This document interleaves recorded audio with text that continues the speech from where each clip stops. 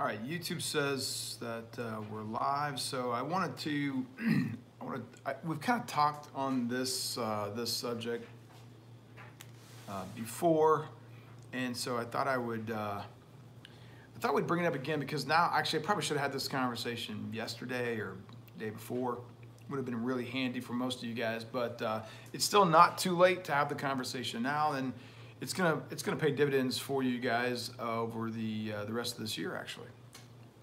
In fact, it's kind of a loaded question, and we'll ask it right now. Does anybody know why rates are have you noticed? So freight volumes are up a little bit, and rates are up a little bit. So anybody know why that is and why it's happening today? Pick me. I saw it just a little while ago. We actually got a rate about a 700-mile run, something like that. Paying just over $3 a mile. Not going to where the storm is at. Going into a pretty decent area where there's some decent freight. No, it's not weather, but that's a really good guess. As we talked the other night, for those of you guys kind of making your way up behind that storm, that's not a fast-moving storm. Too cold. Too cold is another good guess. I think, what was it? I think Aaron was just telling me it's like negative 50 below, I think, wind chill up in Rapid City. Gary, he was up there. If his phone hasn't froze up, maybe he chimes in. What else? What else is going on? You guys are close. Think about the time of the year, right? It's not weather. The government reopened, but that could be some of it. But here's the real issue, right? Cost of fuel down. So interestingly, our industry is really jacked up, and we all know that, right? Manufacturing up. Okay, whoever said that's getting really close. Don't forget about this, and I'll be candid, I did until I saw this rate just a little bit ago. At the end of every month, at the end of every quarter, and at the end of every calendar year, freight is going to tick up, especially that last sort of half a week or week. But what you really want to make sure that you're looking at is when does that month end, right? I need a lifeline, right? Phone a friend. It's all right, Josh, I got you right here. So it really revolves around the month end and quarter ends for business, right? And so whenever we see these month end or quarter ends, we're going to see, and exactly right, Stuart, there you go, right? Fiscal quarters or months. Think about it, right? Anytime you go buy a car, in fact, we were just having this conversation a few minutes ago. You're going to get your best deal for the car right at the end of the year, first day or two into January. It's no different with freight. We're going to see freight typically trend upwards for the end of every month. We've talked about this over the past year or so. Sorry, I got a couple messages coming in. And you'll see it really consistent, but pay attention to it because right now there's still a few days left. So for those of you guys that are looking for some of these shorter runs, man, now's the time to make sure that you're getting a good rate because a lot of these companies are looking to move their freight and they have to move this freight so they can book it for this month. And again, especially so whenever you're looking at fiscal quarter ends, right? So, when the end of March comes around, pay really close attention to the last half or 3/4 of a week of March. And take advantage of that, right? Be sure and take advantage of it. So that's the thing. Now, here's the other thing. For those of you guys that are hauling for direct customers, right? Don't miss the fact that that's going to be a really key component if you are someone that has, I don't care if it's even one leg of a direct customer. Make sure that, and it doesn't matter if you haven't done that in the past, but just go ahead and reach out to them now and find out when their fiscal year end is. It's not always December 31st. Some cases it's September 30th. It just depends on the company and how they position their company respectively. But that's a really important question that you want to know as someone that's going to be hauling direct freight for them. Once you know their fiscal year end, that's a crucial date, right? That's a crucial date because they're going to be pushing their freight out at really high volumes. And it's going to be a real big deal because you want to haul that freight for them around their fiscal year end. Once you know what that fiscal year end, you can then back into when their quarterlies are and that sort of stuff, right? Depending on the type of company, a lot of companies might be more focused month to month versus quarterly. So anyways, it's a really important question to ask, and today's a really important day as of kind of this week Make sure that you're aware of that so that you can capture rates that are better. But don't miss that piece, because you could easily be leaving an extra 15 or 20% right on the table. So don't miss that. All right, you know what? As usual, let me pull the live feed up. So I hope that's helpful. And I know that some of you guys, we've had this conversation before. I know a lot of you guys are aware of that, but it's easy to miss it. And candidly, I missed it as well. I was a little surprised when I saw this rate, and I couldn't quite figure out why we were getting paid so well. I double checked pick times and delivery times. You know, it's a one-day run. You know, by the time we get it all squared away, so I couldn't quite figure it out. And as I was talking to the individual, he said, I told him, I said, hey, I'm going to call the driver and you know, make sure all is good, and I'll call you back. And I was just trying to understand why that rate was so strong. So I called back and I said, look, our driver's fresh off of a 70. We can do it. He's, you know, 30 minutes away off of his reset. I said, you know, could you do it for an extra few $100s? And he said, you know what, man, this is our month end. This customer, you know, this is our customer. We really need to get this out. And I was like, oh, man, you know, I probably left $200 on the $200 more on the table, which was probably a $500 difference over what he was offering. So, you know, it happens to us, right? I missed it. Didn't even think about it until that guy mentioned it to me. So $1.20, $1.30 out of North Carolina, west or north. Is that what you're asking me? Which way do you go? Let me pull up Sonar. I got it right here. North Carolina. Well, let's talk about it. Let's talk about north, right? If you're looking out of North Carolina to go north, northeast, you're going to run smack dab into just a really big ugly storm, right? A big ugly. If I were you, man, I would try. You're hauling van or reefer? Let's ask that. Tib G43. Did you tell me? Let's see. Not in North Carolina. Fiscal quarters. Yeah, you got it. Stock clearance. These are all pretty good guesses, actually. Where's the good van rates? Trucker Micah. Let me pull this up. I'll pull it back up. I'll throw you guys some information while we've got a few minutes here.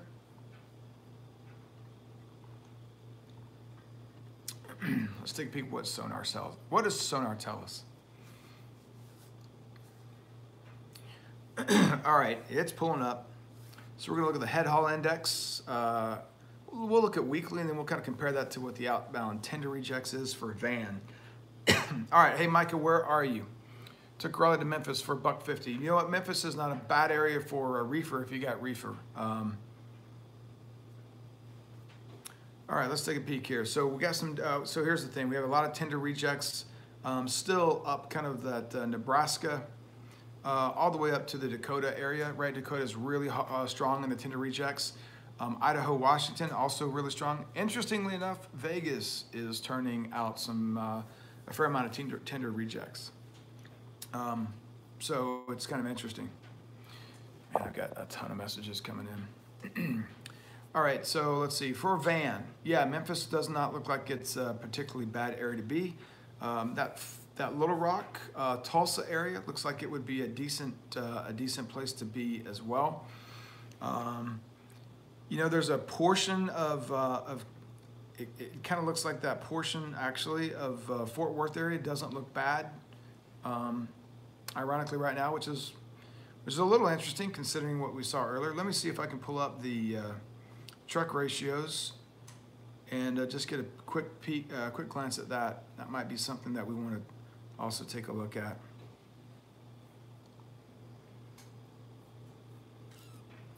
I guess it would have been handy if I would have trucks in the market. Take a peek at what that looks like in Texas for you, Micah.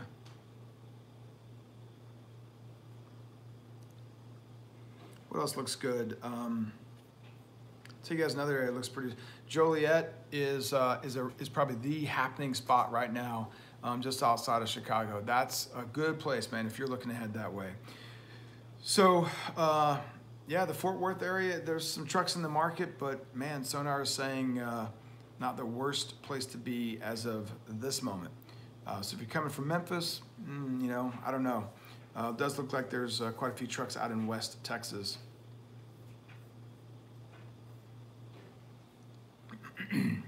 -8 in Wisconsin. Man, so can I tell the story? few years ago, we had a driver. Where was he from? Mississippi, I think. Sent him on a run up to Wisconsin, and he gets up there and he calls me. He was like, "Hey, we have a problem with the truck. Truck is not running right." And I said, "Well, what's going on?" He's like, "Man, I don't know. It's just it's sputtering and it's just, man, it's not." I was like, "What's the temperature outside?" He's like, "It's like 3 below." I was like, "Did you put anti-gel in?" He said, "What's anti-gel?" And I was like, "Where's the nearest truck stop? How far away?" And he's like, "Oh, there's one right here. I'm just about to go past it." I said, "Take that exit." So he whips it in there, and I told him, I said, "Take the exit, call me as soon as you get there." He calls back 5 minutes later. He's like, "All right, I'm here. What do I do?" I said, "Go inside, buy some treatment, throw it in." And so whatever it was, 30 minutes or so down the road, he was like, "Oh, that's great, man. That helps a lot." I don't know what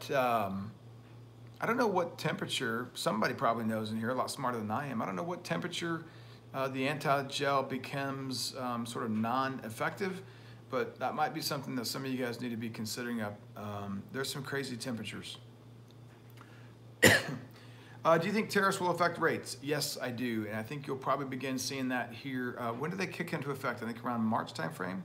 So I think you'll start to see some of the effects of that around that March timeframe. So I do.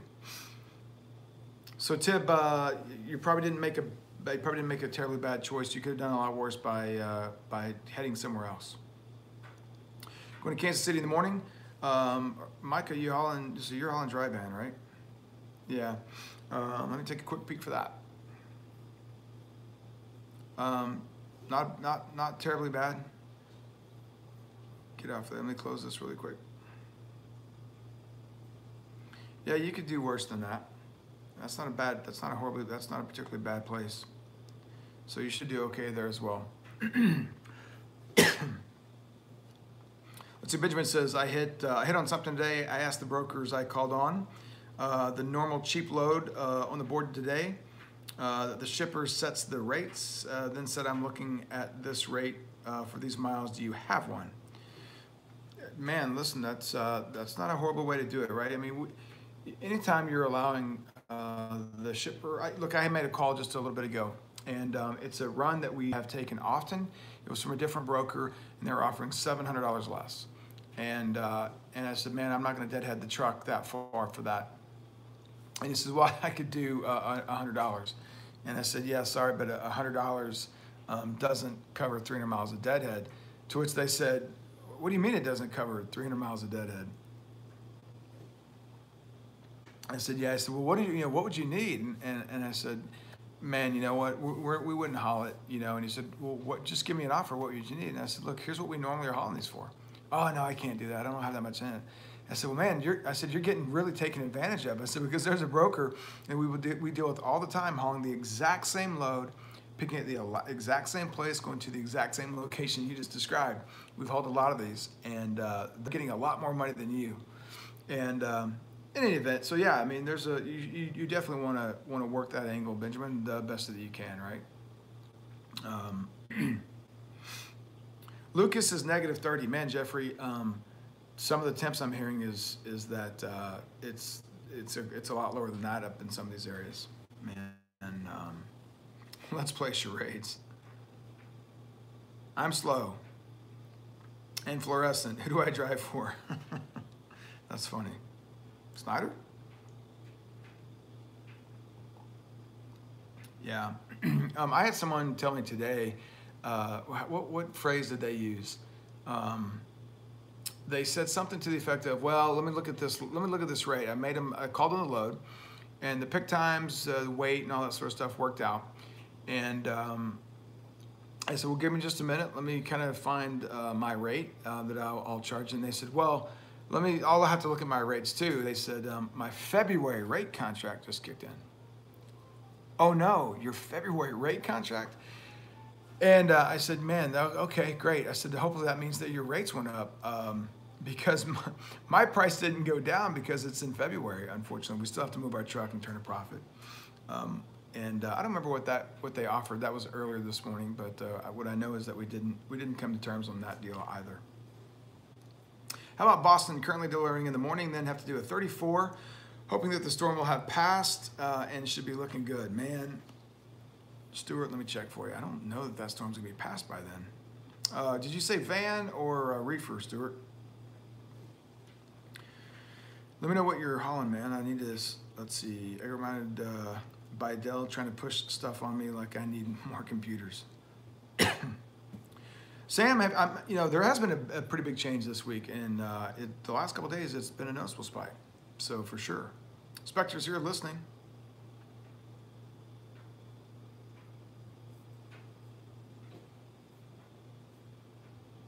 Van. All right, let me jump onto the van board. Let me see what we got. Boston. Got to slide my map over.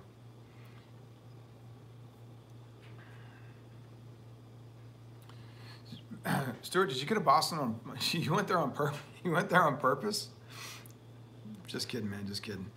You're not gonna like what I have to tell you. Boston doesn't look particularly good at all. If you can kind of make your Boston, that Elizabeth market, the Allentown, PA market looks pretty rough. Even Baltimore is pretty sketchy. Look, the closest place that you can get to right now that looks like it's going to be a really good place is over around Cleveland. The numbers look pretty decent out of Cleveland right now. You know, here's something else I got to tell you guys that I love. Look, I'm going to throw this out there to you guys as well. I was talking with Cannell this morning, and he conned me into letting him look at some of this. And he was fascinated at this because the first thing that you see, and I think it's awesome,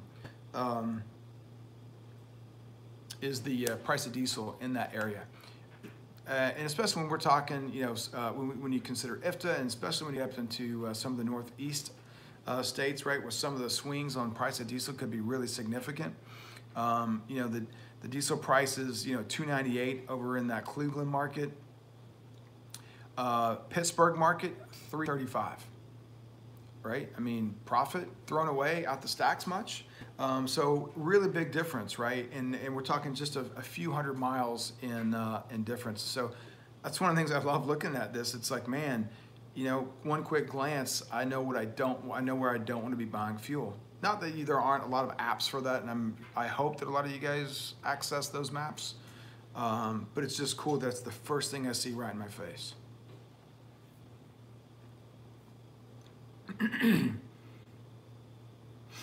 Swift. Benjamin Duke says, yeah, it's great when you can connect the dots and get the chance to make something happen, all from a short question. No doubt, right? And that's the thing is, you know, we talked a lot about that. You guys, I'm sure that you guys read a lot of the same Facebook posts on these sites that I do, and you see, and look, you know, I really hope that a lot of these individuals don't communicate the way that they, with brokers or shippers and receivers, the way that they imply that they do. But for sake of argument, if they do, your negotiating skills on the phone, just, you know, being upbeat, being positive, you know, when someone says, you know, hey, this is so-and-so from, you know, XYZ company, just saying, hey, how's your day, right? I mean, I tell you, when I say that, it's funny. Most of the time, you know, people are quick to say, well, thanks for asking, you know, my day's going all right. I mean, you only have about, what, a minute and a half, 2-minute conversation, sometimes not that long. So just put your best foot forward. And if it's a rate that's interesting, you know, most of these companies would love to have you track, you know, via their apps on their phone. If you're one of these individuals that's fine with that to make their life a little bit easier, maybe make your life a little bit easier, then tell them up front, hey, I don't have a problem being tracked. You want me to track? Send me the macro point, right? I'll pick on time. You know, sell yourself. You got a minute and a half. You know, this business is the ultimate elevator pitch. And for those that don't know what that means, you know, when you jump on an elevator with somebody, you're going from the first floor to the 7th floor. What do you have, 30, 45 seconds in between that ride? So you've got to sell them on that pretty quickly. So do your best to do that. But you're right, Benjamin. When you can connect some